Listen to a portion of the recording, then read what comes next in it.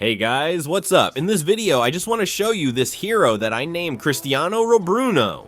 By the way, we're up against Melissa in this match, and Bruno can definitely go toe-to-toe with her. Just watch until the end, because I'm sure you'll learn something. And before we begin, you might be wondering why I'm not using Granger anymore. Honestly, what they're doing to Granger is just unfair. Non-stop nerfs. I'll just cover that in another video.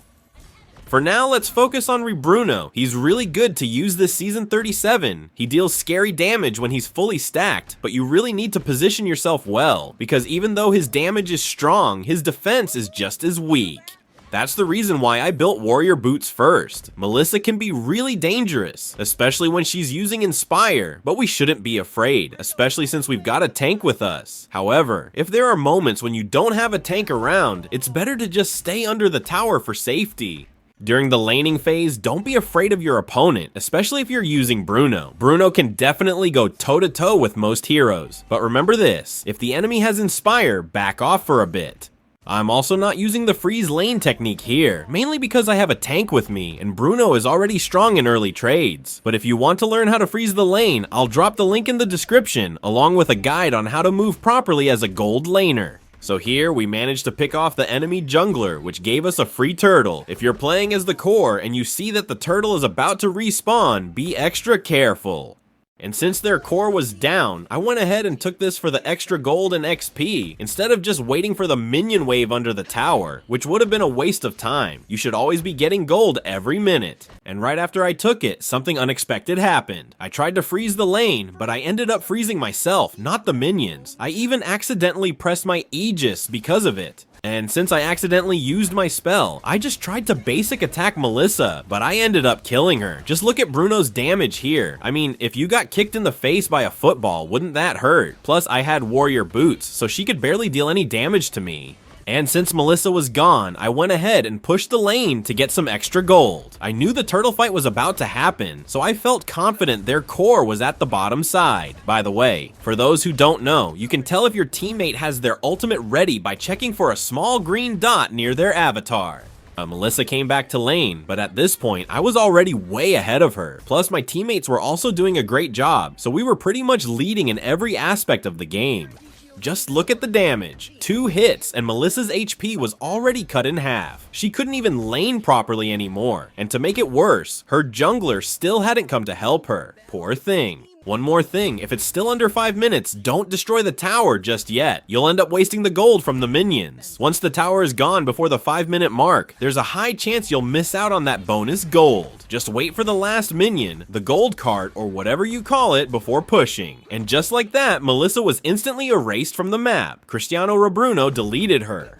And since I could easily kill my lane opponent, I decided to just destroy the tower even though it wasn't 5 minutes yet, because I wasn't really rotating to other lanes anyway. At this point, my plan was just to keep pushing until the game was over. Yes, you heard me, until the end of the game, but that doesn't mean you should copy what I did. I only played this way because I saw that I was clearly ahead in lane. I already had solid items, and honestly, I felt like I could take on a 1v4, not to brag or anything. I've just started enjoying reading the flow of the game, so sometimes I can already tell whether we're going to win or lose. So don't just copy this playstyle, learn to read the flow of the game first. So here I just kept repeating the same routine, farming jungle creeps, clearing the lane, or killing Melissa. But what's surprising is that their jungler still wasn't helping her. That's why I was really confident in this match, because if a marksman like me gets strong early game, it becomes really hard for the enemy to come back. But if you manage to take down the marksman during a clash, there's still a real chance to turn things around.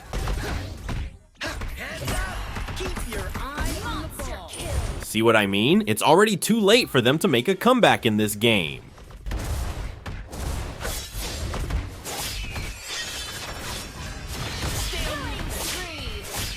Even their core couldn't do anything. But let me repeat this, not every game will be like this. We all play differently. You might say, well, your core was good, or you had a tank with you. So I'm telling you now, every match is different. For example, if you're the Melissa and you're falling behind, don't just keep going back to your lane. Look for other ways to farm safely without getting picked off.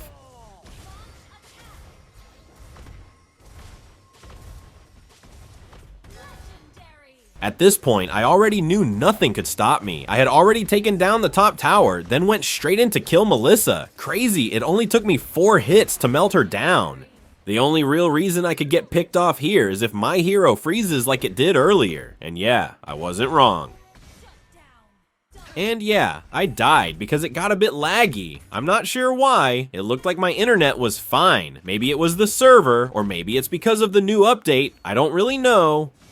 Anyway, I went straight to the bottom lane after that and tried to push there instead, since it's close to the Lord, and I could quickly join the team fight if needed. But 3 of my teammates got picked off right away. Good thing we still managed to take down their core, but I didn't go for the Lord just yet. I decided to push the bottom lane first. I prefer pushing the side lanes first before going mid. It's just my style because I feel like it adds more pressure on the enemy team. I left Melissa alone at the top since one combo from our Karina is enough to take her down anyway, and she really fell behind during the early game. I just stayed focused on pushing because if this game goes late, we might be the ones getting melted. Melissa hurts a lot in the late game. At this point, I was already close to ending the game, but the enemy team still didn't seem to care. I honestly think they're using the dark system or something, but who knows? I'm not sure. Even their core couldn't get close to Bruno. And right here, they finally tried to gang up on me. Good thing I was already fully geared and had Aegis ready. That's why they had a hard time taking me down.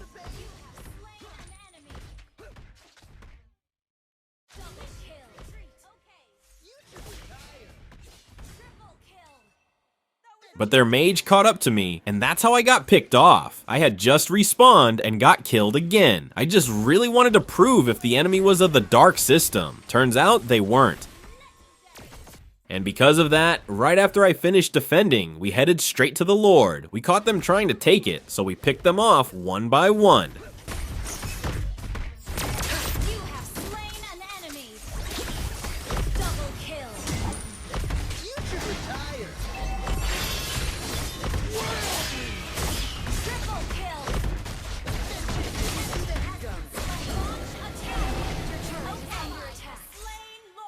And since the Lord hadn't pushed yet, I decided to invade their red buff. At this point, Bruno was already at full power. He even had Wind of Nature ready. And we didn't even wait for the Lord this time. We went straight for the push.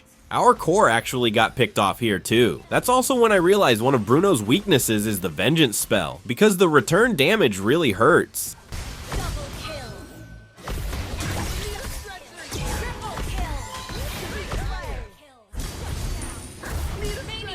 And that's it. In this season 37, try using Bruno whenever you're up against a Melissa. Thanks for watching. Don't forget to subscribe, and I'll see you in the next video.